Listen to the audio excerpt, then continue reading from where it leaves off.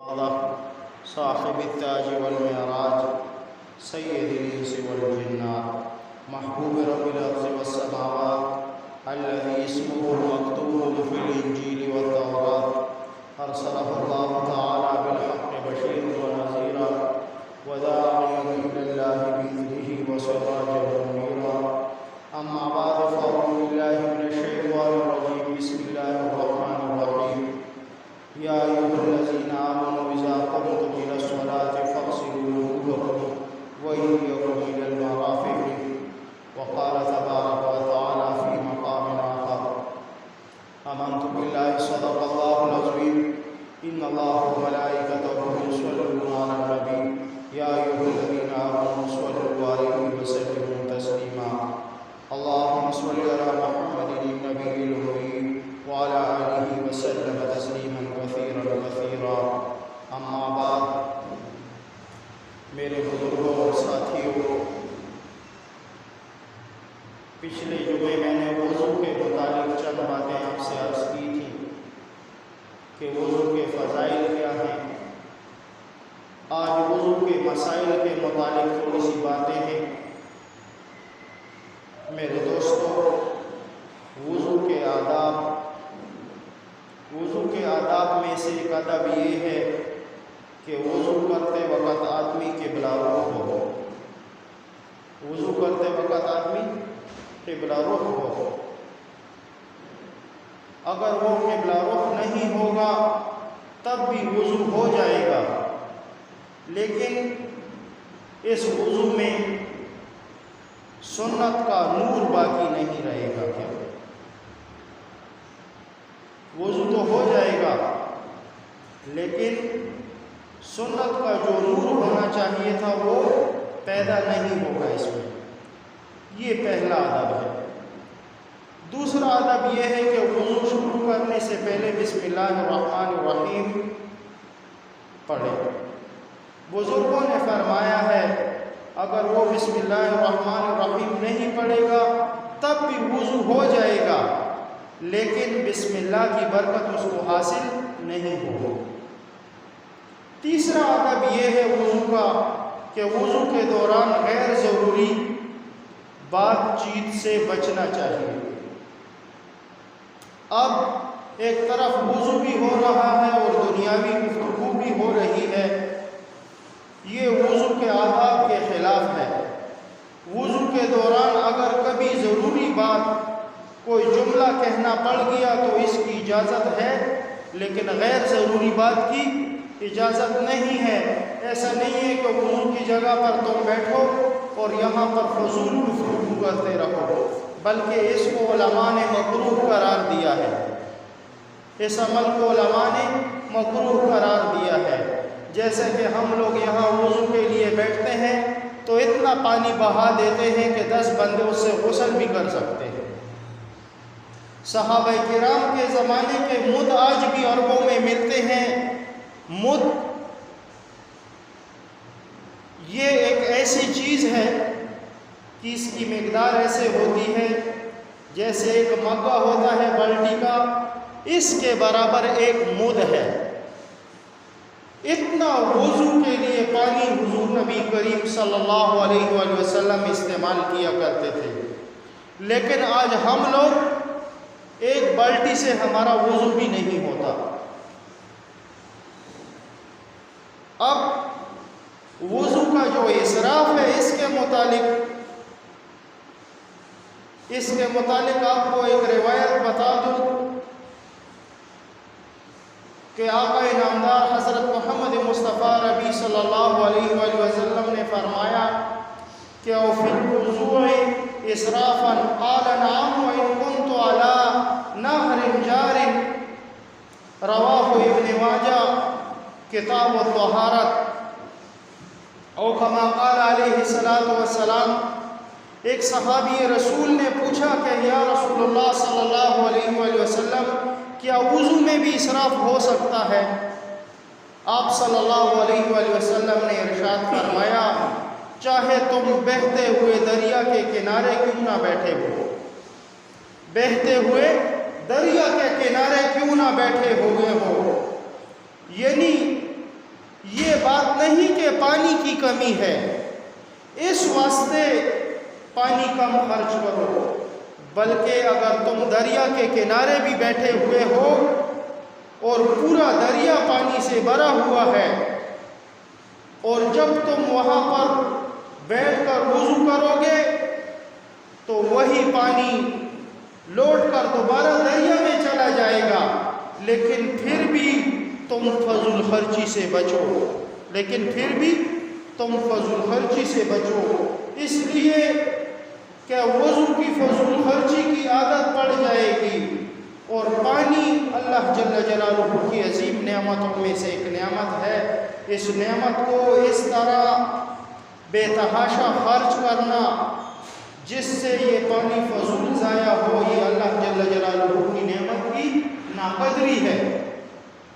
لہٰذا صرف اتنا نلکا کھولو جس کی ضرورت ہو، اور جب بند کر سکو تو بند کر دو، مسلسل کھولا چھوڑنا یہ بھی جائز نہیں ہے۔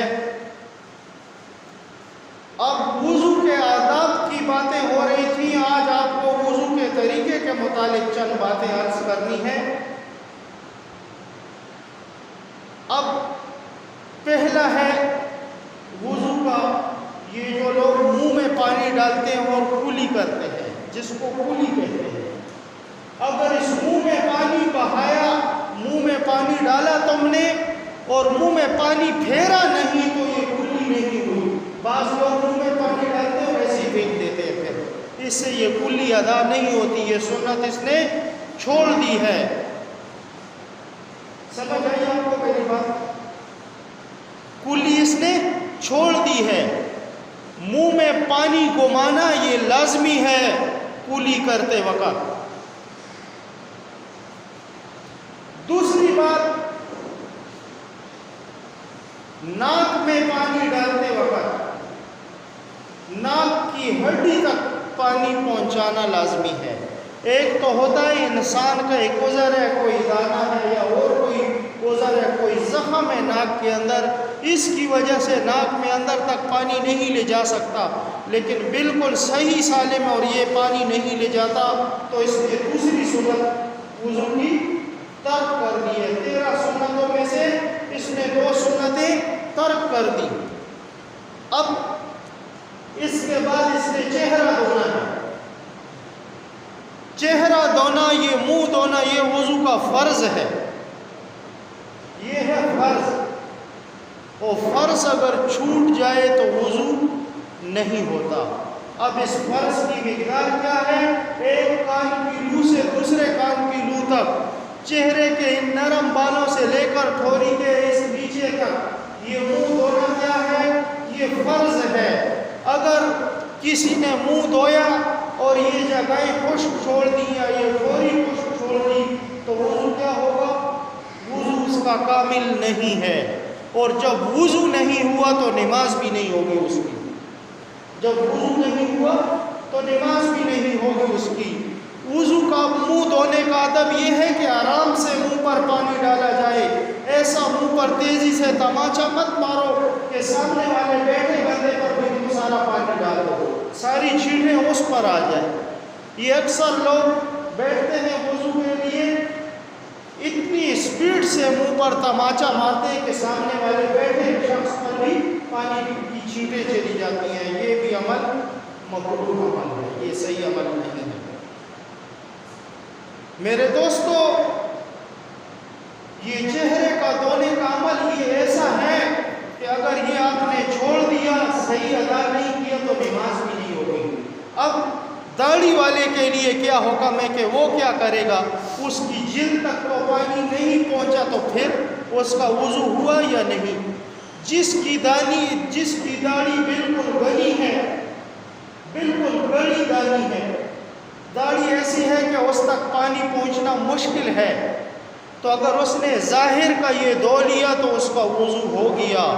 لیکن ایک شخص کی داڑھی بالکل کم ہے یا بال دور دور ہے اس کے، تو اس کو پوری جلد تک پانی پہنچانا ضروری ہے اس کا۔ اب ہاتھ دھونے کا مرحلہ ہے اس کا کہ یہ ہاتھ دھوئے گا کونیوں تک. تو اکثر لوگ ہاتھ دھوتے ہیں تو کیا کرتے ہیں؟ یہاں سے نل کے سامنے پکڑ لیتے ہیں. یہ عمل جائز نہیں ہے، یہ طریقہ سنت کے خلاف ہے. سنت طریقہ اس کا کیا ہے؟ سنت طریقہ یہ ہے کہ یہاں سے ہاتھ دھونا شروع کرو گے، یہاں سے ہاتھ دھونا شروع کرو گے اور یہاں تک دھو گے تم کہ یہ جگہیں تمہاری خشک نہ رہیں. یہ کونیوں تک دھونا. پھر اس کے بعد اکثر لوگ ایسا بھی کر دیتے ہیں کہ جلدی میں بس یوں کیا اور پانی گھمایا، یہاں کونی خشک رہ گئی. یہ نماز اس کی نہیں ہوئی، یہ نماز اس کی نہیں ہوئی. وضو نہیں ہوا تو نماز کیسے ہوگی میری؟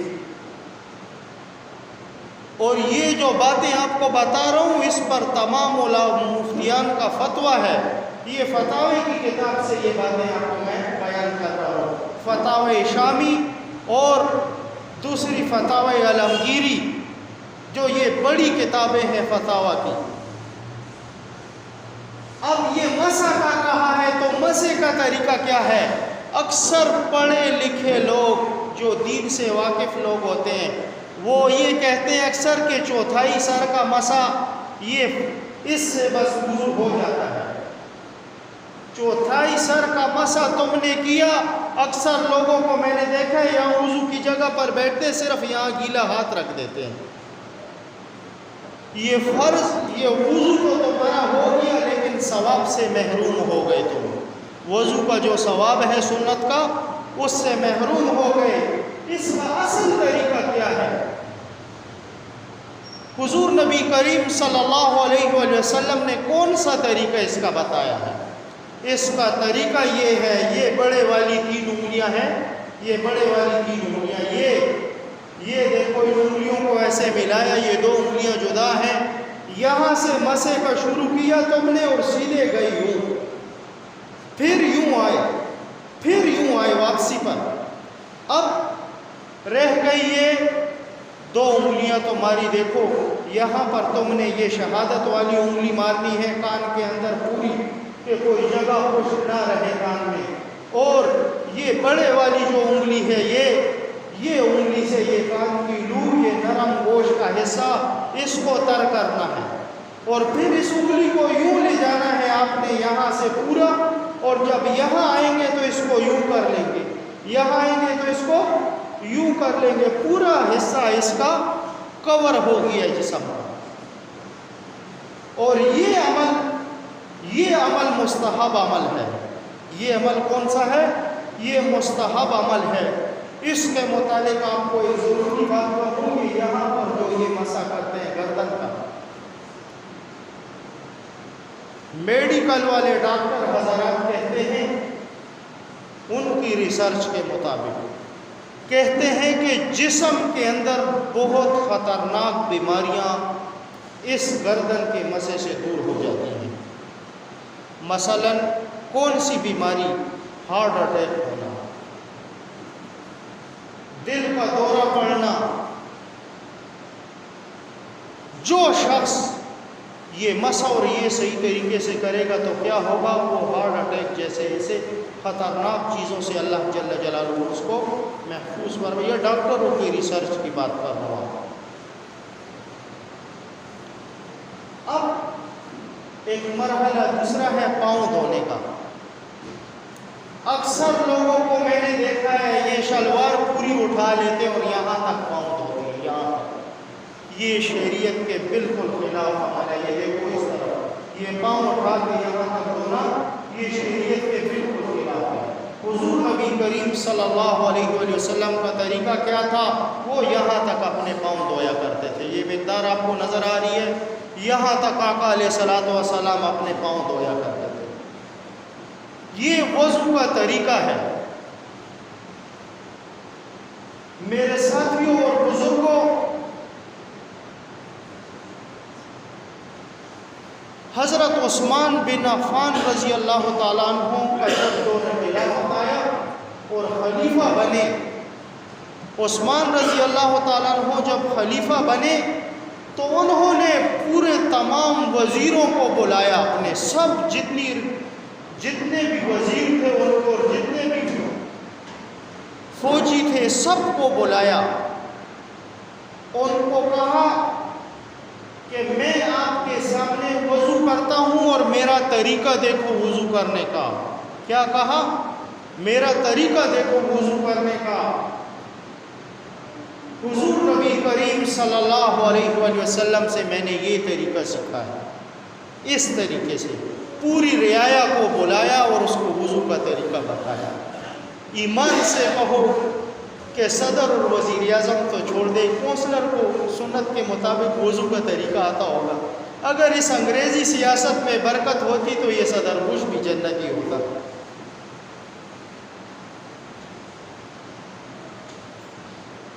یہ بات غلط کہہ رہا ہوں یا نہیں؟ صحیح ہے۔ پھر اس کے بعد دور خلافت آیا علی ابن ابی طالب رضی اللہ تعالیٰ عنہ کا۔ جب ان کا دور خلافت آیا تو انہوں نے تمام وزیروں کو، صحابہ کرام کو بلایا اور کہا میں نے حضور نبی کریم صلی اللہ علیہ وآلہ وسلم کو جس طریقے سے وضو کرتے دیکھا ہے، آؤ آپ لوگوں کو وہ طریقہ دکھاؤں گا۔ اور ان تمام صحابہ کرام کے سامنے انہوں نے وضو کیا، تمام صحابہ کے سامنے انہوں نے وضو کیا۔ بتاؤ مجھے کہ آج اور تو چھوڑ دو اور اعمال تو ہمارے وضو بھی نماز کے لیے صحیح نہیں ہے۔ اور آپ کو بتاؤں اس وضو میں جو کمالات ہیں، وضو میں جو کمالات ہیں اس کے متعلق بھی بات کرنی ہے، لیکن عورتوں کے لیے ایک ضروری مسئلہ، عورتوں کے لیے ایک بہت ضروری مسئلہ۔ عورتیں ناخن پالش لگاتی ہیں، ناخن پالش، جب تک یہ اس کے ناخن بالکل صاف نہیں ہوئے ہوں اس کا وضو اور غسل دونوں نہیں ہوتے سے۔ سمجھ آئی آپ کو میری بات یا نہیں؟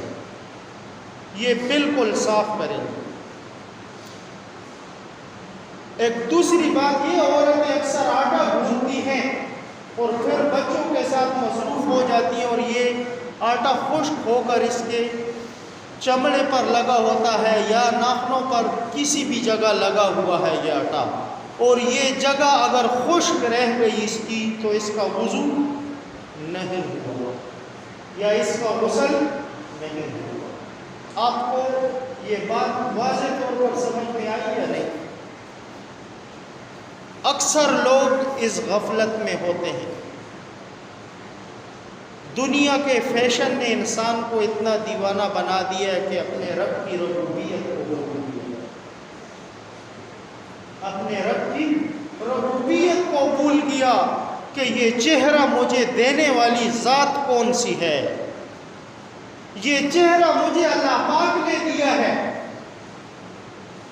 اور اب اس پر جو میرے رب کا حق ہے وہ حق میں ادا نہیں کروں۔ کہیں ایسا تو نہیں ہے میرا یہ چہرہ بندروں والا نعوذ باللہ یا کسی اور خونخوار جانور کا بن جائے تو میں وہ کر سکتا ہوں؟ اس رب کا کوئی کچھ بگاڑ سکتا؟ لیکن اے انسان، تو کتنی غفلت میں پڑا ہوا، کتنی غفلت میں پڑا ہوا ہے، تجھے اپنی موت بھول گئی کیا؟ میرے دوستوں، وضو کے لیے انسان بیٹھے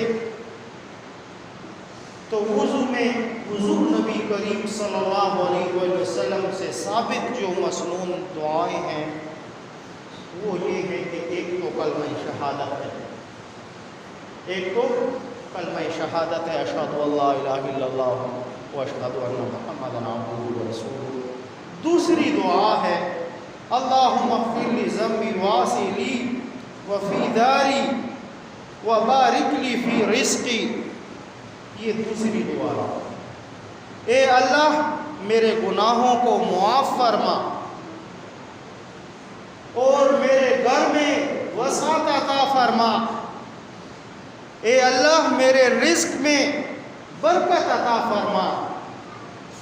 جب تک کسی کو دعا کے یہ الفاظ یاد نہ ہوں. اب اکثر لوگ کہتے ہیں ہمیں تو عربی نہیں آتی،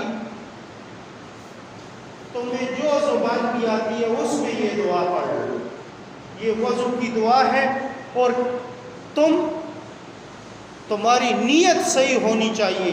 یہ آقا علیہ السلام کی سنت ہے اس دعا کو پڑھنا. دیکھو تمہارے لیے کتنے فائدے ہیں کہ یا اللہ میرے گناہوں کو معاف فرما، یا اللہ میرے گھر میں وسعت عطا فرما، یا اللہ میرے رزق میں برکت عطا فرما. بتاؤ وضو پر بھی آقا علیہ السلام نے ہمیں کتنی خوبصورت دعائیں بتائی. اس میں برکت ہے یا نہیں ہے؟ تیسری دعا جو اللہم اجعلنی من التوابین واجعلنی من المتطہرین، یہ حدیث مبارکہ سے یہ تینوں دعائیں ثابت ہیں کہ اے اللہ مجھے بہت توبہ کرنے والوں میں سے کر دیجئے، اور مجھے بہت پاک رہنے والوں میں سے کر دیجئے.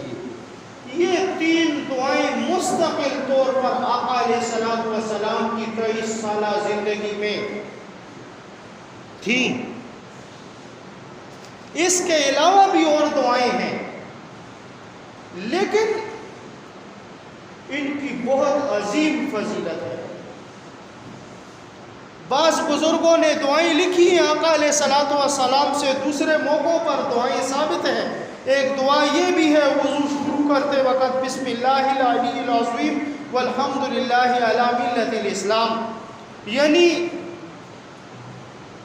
اس اللہ جل جلالہ کے نام سے شروع کرتا ہوں جو بلند اور عظیم ہے، اور تمام تعریفیں اس اللہ جل جلالہ ہی کے لیے ہیں جس نے ملت اسلام کی دولت عطا فرمائی. دوسری دعا یہ فقہاء نے اور محدثین نے یہ دعائیں حدیث کی کتابوں میں نقل کی اور فقہ کی کتابوں میں. اللہم انی اسألک الیمن والبرکۃ واعوذ بک من شوم والہلاکت. اے اللہ میں آپ سے خیر اور برکت کا سوال کرتا ہوں، اور نحوست اور ہلاکت سے پناہ چاہتا ہوں. دوسری دعا یہ تھی ہاتھوں کو دھوتے وقت دعا تھی. یہ ہاتھ دھوتے ہم، یہ اس وقت کی دعا تھی. اگر کسی کو عربی میں نہ آئے تو اردو میں یہ دعا کر لے، اپنی زبان میں کرے یہ دعا، خیر اور برکت کا سوال کرے اس وقت اپنے رب سے. اور یاد رکھو یہ دعائیں قبول ہوتی ہیں.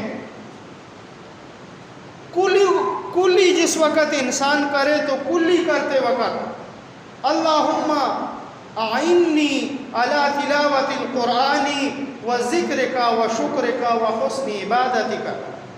یا اللہ تلاوت قرآن کریم کرنے پر، آپ کا ذکر کرنے پر، اور آپ کا شکر ادا کرنے پر، اور آپ کی بہتر طریقے سے عبادت کرنے پر میری مدد فرما. اب ناک میں پانی ڈالتے وقت بھی دعا ہے اللہم ارحمنی ریاحت الجنت والاثر حنی ریاحت النار. اے اللہ مجھے جنت کی خوشبو عطا فرما، اے اللہ مجھے جنت کی خوشبو عطا فرما. ناک میں پانی ڈالتے وقت، اور پھر یہ دعا بھی کرے اللہ مجھے جہنم کی آگ کی بدبو سے محفوظ فرما. اب تمہیں عربی میں یہ دعا نہیں آتی، تم اپنی زبان میں تو کر سکتے ہو نا. فضول باتوں اور فضول گفتگو جب تم وضو کے دوران کرتے ہو تو اس سے بہتر یہ کہ اپنے دل میں یہ دعا کر لو تاکہ تم جنت کی خوشبو سونگھ لو. لیکن ہمیں تو جنت اچھی نہیں لگتی، دنیا کی گفتگو میں لگے رہتے ہم لوگ، صرف غیبتیں اور دوسروں کے عیب و چھالہ وضو کی جگہ پر بھی یہ مسلمانوں کا شیوا بنا ہوا ہے. اچھے پڑھے لکھے لوگ دینی تعلیم جن کی ہوتی ہے وہ بھی اس تباہی میں مبتلا ہے. اب چہرہ دھوتے وقت اللہم بیض وجہی یوم تبیض وجوہ وتسود وجوہ، اے اللہ جس دن کچھ چہرے سفید ہوں گے اور کچھ چہرے سیاہ ہوں گے، کچھ چہرے سیاہ ہوں گے، اے اللہ اس دن میرے چہرے کو سفید کر دیجیے گا۔ بتاؤ چہرہ دھوتے وقت کتنی خوبصورت دعا ہے۔ حدیث مبارکہ میں آتا ہے کہ قیامت کے دن حشر کے میدان کی گرمی ایسی ہوگی کہ کسی کو اتنا پسینہ آیا ہوگا کہ سر سے لے کر پاؤں تک پسینوں میں ڈوبا ہوگا۔ کوئی ایسا ہوگا جس کو اتنا پسینہ آیا ہوا ہوگا کہ کمر تک اس کی پسینہ ہوگا۔ کوئی ایسا شخص ہوگا کہ جس کو اتنا پسینہ آیا ہوا ہوگا کہ اس کی چھاتی تک اس کا پسینہ ہوگا۔ کوئی ایسا شخص ہوگا جس کو اتنا پسینہ قیامت کے دن آیا ہوگا کہ اس کے ہونٹوں تک پسینہ ہوگا۔ اور قیامت کے دن کچھ چہرے ایسے ہوں گے جو سیاہ ہوں گے۔ کون کون سے لوگ ہیں؟ حدیث مبارکہ میں اس کی نشاندہی کی ہے۔ مشرکین لوگ،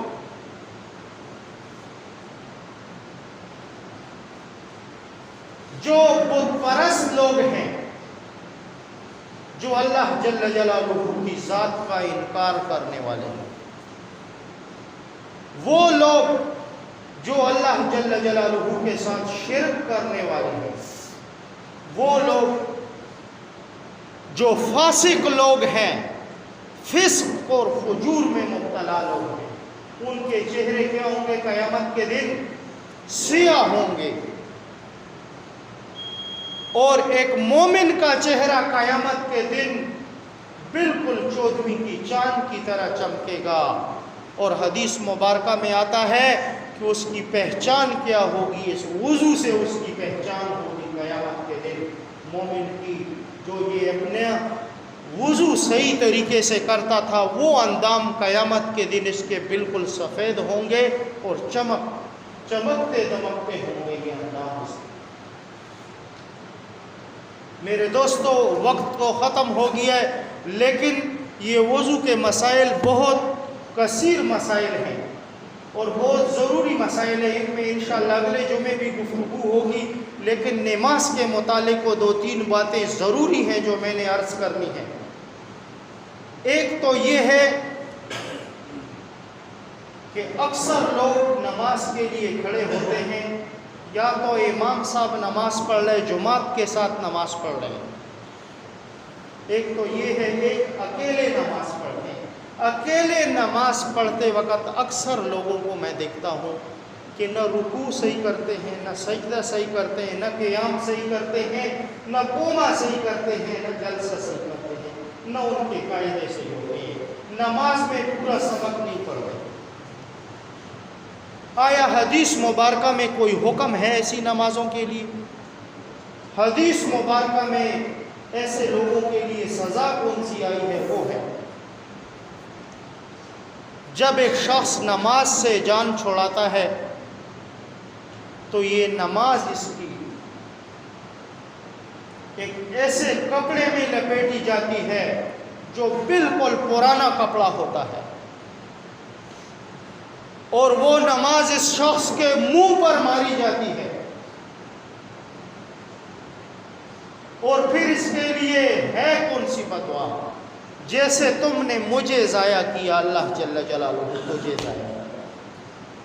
جیسے تم نے مجھے ضائع کیا، ایسے تمہیں اللہ جل جلالہ ضائع کیا۔ یہ ان ساتھیوں سے میری درخواست ہے کہ میں ان سے یہ گزارش کرتا ہوں کہ آپ لوگ دیکھتے ہو رمضان المبارک میں جب آپ پیچھے کھڑے ہوتے ہو اور میں آپ کو تراویح پڑھاتا ہوں تو آدھے گھنٹے میں پوری نماز میں آپ کو پڑھاتا ہوں، 4 فرض اور وتر کے ساتھ، صحیح ہے، اور سنتوں کے ساتھ۔ بتاؤ مجھے کہ امام سے زیادہ کوئی قرآن یا نماز کا سبق تیز پڑھ سکے گا امام سے زیادہ؟ جس کا سال کے 12 مہینے قرات کرنے سے ہی تعلق ہے، یا مدرسے میں درس کے ساتھ ہی سال کے 12 مہینے اس کا تعلق ہے. پھر اس عمان سے زیادہ کسی کی اسپیڈ ہوگی سب آپ لوگوں سے پوچھتا ہوں. تو پھر ہم سلام پھیرتے ہیں اور جب سنتیں پڑھتے تو پیچھے کوئی بھی نہیں ہوتا. ایمان سے کہو کہ یہ دھوکہ ہے یا نہیں. یہ نماز تمہارے منہ پر نہیں ماری جائے گی. نماز کو صحیح طریقے سے ادا کرو. نماز کے ساتھ مذاق مت کرو. نماز کے ساتھ مذاق مت کرو. دوسری ایک ضروری اور اہم مسئلہ ہے.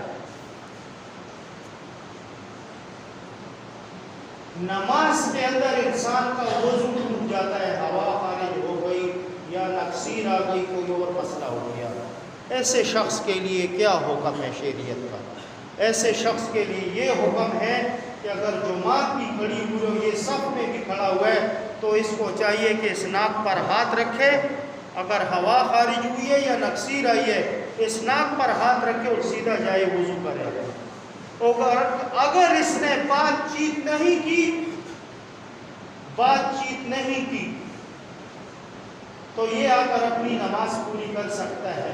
لیکن فقہا حضرات نے فقہ کی کتابوں میں یہ مسئلہ نقل کیا ہے کہ افضل طریقہ یہ ہے کہ یہ نماز شروع سے پڑھو. تو فرمائے جماعت کے ثواب کا کیا ہوگا؟ فرمائے جماعت کا پورا ثواب اس کو ملے گا. جماعت کا پورا ثواب ملے گا. ہمارا بہت خوبصورت اور نرم دین ہے, اس جماعت کا ثواب اسے پورا ملے گا. آخری ایک مسئلہ ہے. اس کے بعد اکثر لوگوں کو ایک بیماری ہوتی ہے, مختلف قسمیں ہیں اس بیماری کی. چھوٹے پیشاب کے بعد ان کے قطرے آنا یا قطرے آتے ہیں ان کے, ایسے شخص کے لیے کیا حکم ہے شریعت کا؟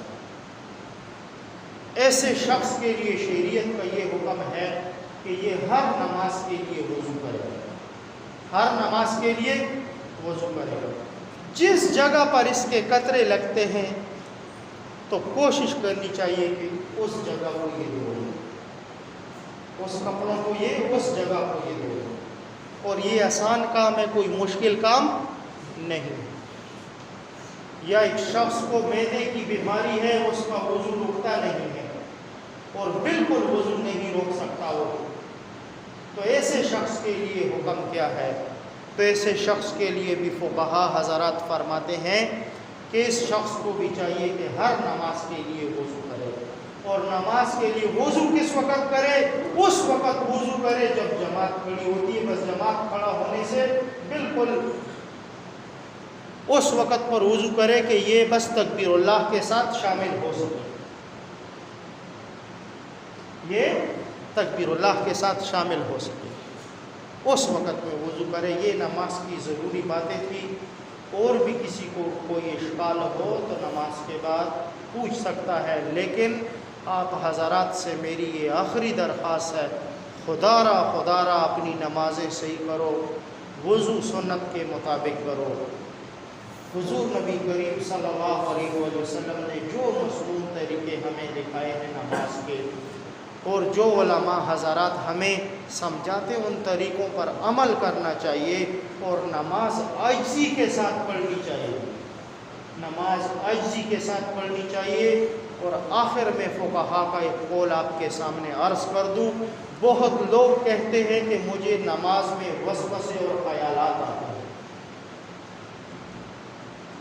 وسوسے اور خیالات آتے ہیں, مجھے پتہ نہیں ہوتا کہ میں نے کون سی کتنی رکعتیں پڑھی اور کیا پڑھی. ایسے شخص کے لیے پہلا حکم یہ ہے کہ اس شخص کا وضو صحیح ہے. اس کا وضو کامل نہیں ہے, یہ وضو صحیح طریقے سے نہیں کرتا سنت کے مطابق.